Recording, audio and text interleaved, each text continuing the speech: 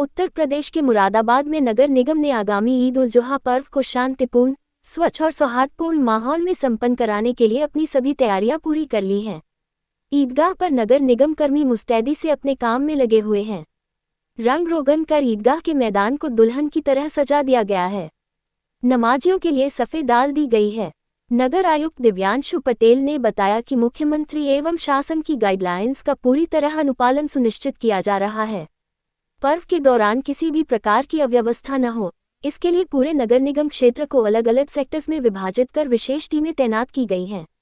नगर निगम की ओर से सफाई व्यवस्था को लेकर विशेष अभियान चलाया जाएगा। अधिकारियों और कर्मचारियों को जिम्मेदारियां सौंप दी गई हैं ताकि किसी भी सूचना पर तुरंत कार्रवाई हो सके। नगर आयुक्त ने कहा कि सड़कों, गलियों और नालियों में जानवरों के अवशेष नहीं बिखरने दिए जाएंगे। इसके लिए नगर निगम की गाड़ियां लगातार क्षेत्र में भ्रमण कर अवशेषों का उठान करेगी। हर थाने और चौकी के साथ समन्वय बनाकर कार्य किया जाएगा। पर्व के दौरान पेयजल की समस्या न हो, इसके लिए विभिन्न इलाकों में पानी की टैंकरों की व्यवस्था की गई है। वहीं नमाज स्थलों के आसपास छुट्टा पशु न पहुंच सके, इसके लिए बांस बल्ली लगाकर विशेष सुरक्षा व्यवस्था की गई है।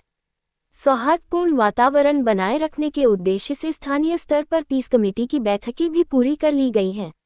नगर आयुक्त दिव्यांश पटेल ने बताया कि शासन के निर्देश पर करीब 5 करोड़ रुपए की लागत से 10 टन क्षमता का आधुनिक काराकस प्लांट बनाया गया है। उन्होंने कहा कि पिछले 3 वर्षों से नगर निगम ने ये सुनिश्चित किया है कि शहर में कहीं भी अवशेष खुले में न दिखाई दे और इस वर्ष भी उसी व्यवस्था को प्रभावी ढंग से लागू किया जाएगा। ईशान न्यूज नेटवर्क के लिए मोहम्मद जफर की रिपोर्ट। माननीय मुख्यमंत्री जी के जो दिशा निर्देश हैं और शासन की जो गाइडलाइन है उसके अनुपालन में नगर निगम मुरादाबाद के द्वारा ईद उल जुहा की सारी तैयारियां पूरी कर ली गई हैं। सेक्टर में हमने सारे क्षेत्र को विभाजित भी कर लिया है। सफाई की सारी व्यवस्थाएं पूरी की गई हैं। पानी के टैंकर लगाए गए हैं। साथ ही जो एक विशेष इस पर्व पे ध्यान रखने वाली बात होती है कि कोई अवशिष्ट पदार्थ या जो उस तरीके के जो पदार्थ हैं वो सड़क पर बिखरे हुए ना रहें, उसके लिए हमने जो काराकस प्लांट करीब 5 करोड़ की लागत से शासन के निर्देश में बनाया है, वहाँ वो 10 टन की क्षमता का हमारे पास काराकस प्लांट है। और बीते 3 सालों से हमने नगर निगम मुरादाबाद के क्षेत्र में ये इंश्योर किया है कि जानवरों का कोई भी अवशेष सड़कों पर और नालियों में ना मिले।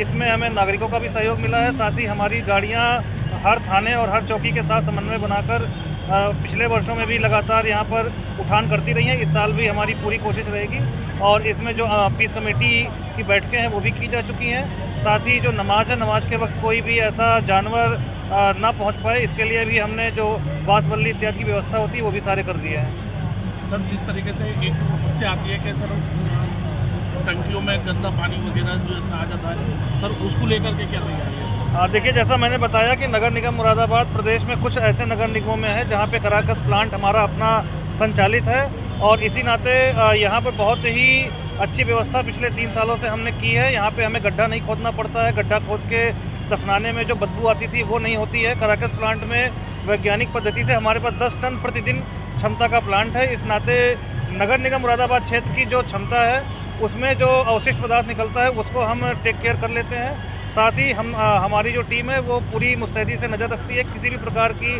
अवैध कटान इत्यादि पे हमने नागरिकों से सहयोग भी लिया है। नालियों में बीते 3 वर्षों में हमने इस तरीके की कोई व्यवस्था नहीं होने दी है कि कोई ऐसा पदार्थ बहता हुआ दिखे जिससे कि कोई जनता में रोष उत्पन्न हो। आगे भी हम इस बात का ध्यान रखेंगे। ठीक है।